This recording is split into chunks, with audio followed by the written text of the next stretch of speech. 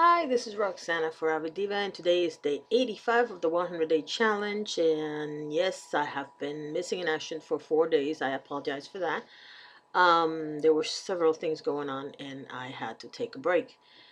But I'm back, and I am going to kind of mess up the days because yesterday was Monday, and usually Mondays is Opinions Monday. And I have three topics that I want to talk about. I've been discussing them online already, but I want to hear your thoughts. The first of them, I'm going to start with the bad one, and then I'm going to move to the neither here nor there, and then I'm going to finish with one that it should be good news, but some people just are haters. So the first topic of conversation is the famous Stanford College student who decided that he wanted to take something without permission, and he was sentenced to 6 months. And because I already saw the documentation from the prison where he's in, he's actually set out to release on September 2nd. I guess if you're sentenced to 6 months but you have good behavior, they release you in 3 months. Now, I have a couple of things to say. Number one, I'm a little tired of people blaming the victim because she was drunk. I don't care if she was stoned out of her mind, leaning against a one of those porta potties in the middle of nowhere. You have no right to take something that's not yours. I was having this debate with somebody, and this lady mentioned something that is really true.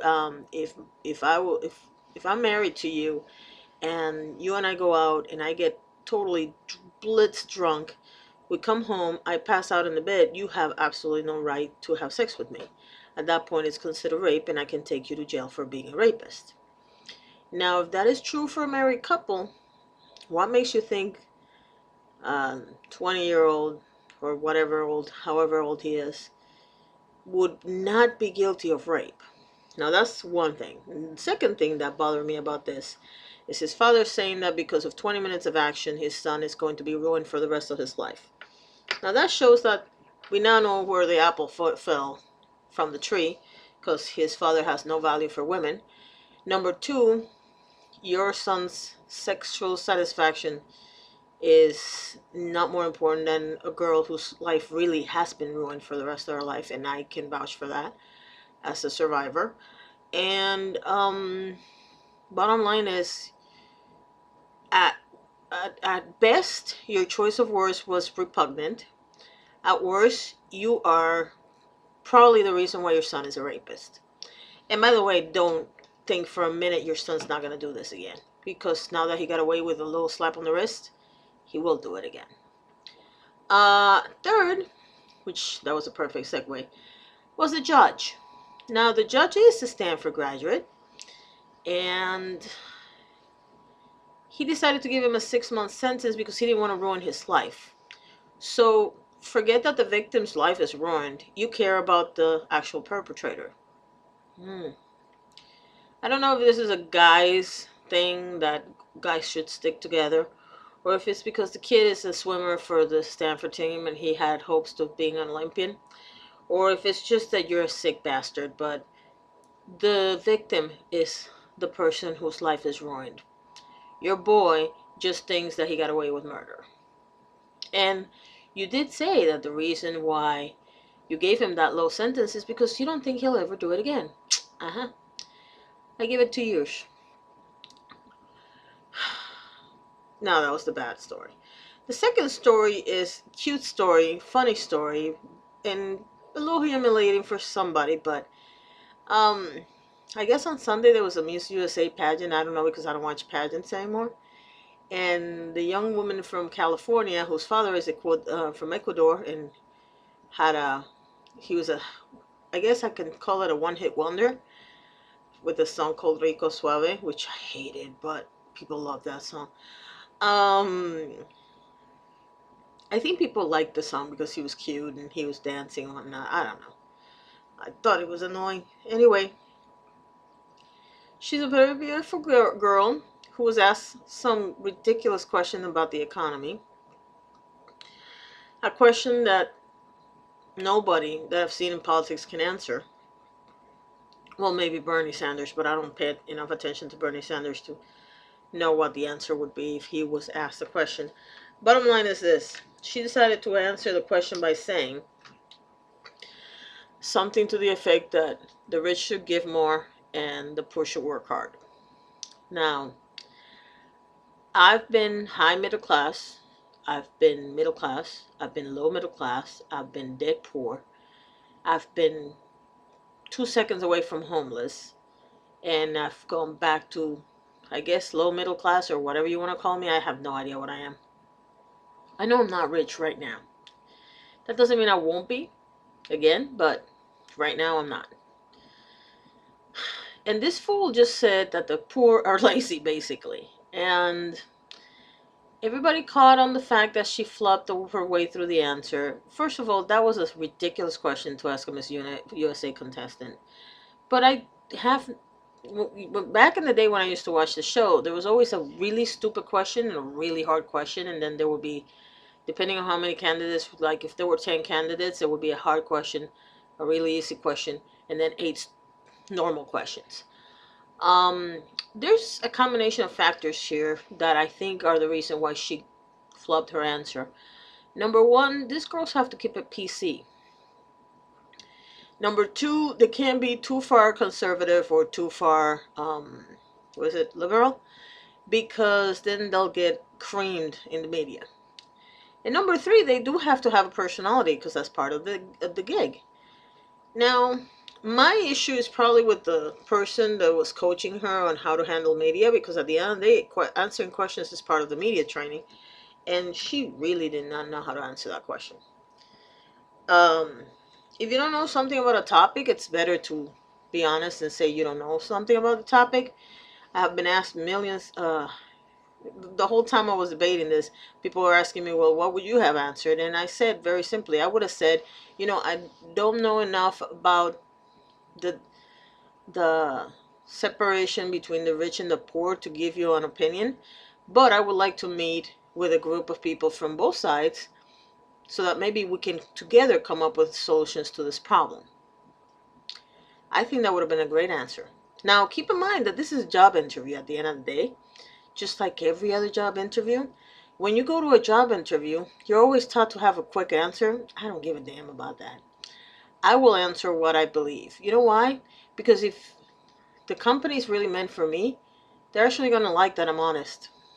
All this, I took a course in the last job I had. For 8 weeks, we trained on how to basically nail the interview. And basically, it was don't be you, be somebody else and answer questions. And I'm sorry, but I don't agree with that. If I ever decide to go and look for another job, which I don't think I will, but if I do, I will tell you when I know something, and I will tell you when I don't know something, and I will tell you what I would do to fix the fact that I don't know something. If I really like your company, hopefully that will get me hired. If I don't like your company, then I couldn't care less. It is what it is. Now, as far as the actual answer that she gave in calling the poor lazy, that is just a... I'm not big on conspiracy theories. I do have to admit that sometimes the media says things that get ingrained in people's minds, and I have, this whole thing about welfare people being lazy and whatnot. I was in welfare, and I worked 40 hours a week, and my husband worked also, and my daughter worked also, and we still could not cover ends meet. The food stamps would always last us till the last week before paycheck, always. So for somebody to, and by the way, I did not have a car, so I had to get up and make sure that I took a bus that would get me to my destination about an hour early, because if I took the next, the buses here in Central Florida in some areas run once an hour, and if I took the next bus, I would make it by 15 minutes, and I could not take the chance that that would be the one that would break down, so I always left on the earlier one. So don't tell me I'm not willing to work or anything like that. Even when I didn't have a car, I had to find a way of doing it. So her answer was a little offensive, I guess. I just wish people would be honest in these things. I don't know. Maybe that would be a concept that nobody could understand. But then again, I understand sometimes people are honest and they still get clobbered. So, whatever. The third one has to do with my friend Candace, the Chewbacca lady. And I say my friend because she made me very happy that week that video came out. I was having a really rough week, and I probably watched that video like 22 times that weekend. And she actually helped me get through the weekend because it was a really hard weekend for us. And the one thing I will tell you is this. Apparently, somebody decided to calculate between the gift cards and the gifts she's getting and the opportunities she's been given. And I believe she was gifted 3 scholarships so that her kids can go to college. Everything together is worth $420,000. And people were, of course, jealous. Oh my God! All she did was do a stupid video about a stupid laugh on, and it went viral. No, I don't see it that way. See, there's a thing called karma, and she's Christian, so she maybe doesn't believe in karma. I don't know, but she actually made 155 million people smile, enough that 3 million actually shared the video. I personally watched the video 22 times. Don't ask me how I know that. I just know that it was 22 times. And the thing about it is that karma will give you back what you sent out. She wanted to bring a smile to somebody's face, and she did. And so karma doesn't say that it's going to bring you back exactly what you gave out. It's going to, if it's positive, it's going to bring you something positive. If it's negative, it's going to bring you something negative. So I think she should be happy and not listen to the haters. And the haters need to get a life. Because really, I mean, seriously, you people are damned if you do and damned if you don't. I mean, let's be honest. Nobody knows why a video goes viral. There's some magic that makes a video go viral, okay? And the fact that you're complaining that she got something out of her 15 minutes of fame, it's kind of pathetic on your part. It shows a lot more about you than it does about her. There are people that dress up in red spandex, play a superhero in a movie, and they get paid $40 million for a movie that you have to pay to watch. There's people that get in shorts and throw a ball through a hoop and make $22 million a year. There's people that walk on a runway and get paid millions of dollars. And you're talking about priorities because this woman was gifted $420,000 worth of stuff based on the idea that she gifted us with a little video, which, by the way, I still think it's hilarious. You really need to look at yourself. Stop worrying about the priorities, because you definitely don't think about priorities when you go to the movies and you're paying so that that person keeps getting paid their $40 million. You definitely don't look at priorities when you're sitting at home watching a ball game. It doesn't bother you that a teacher gets paid $30,000 a year while some ball player is making $250 million on a contract. So I don't want to hear about priorities from anybody.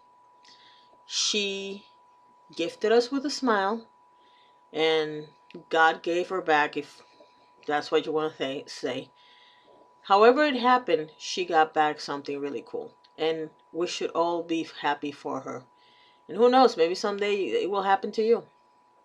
So anyway, let me know what you think below. This is Roxana Forever Diva, and today's day 85. Thank you for watching.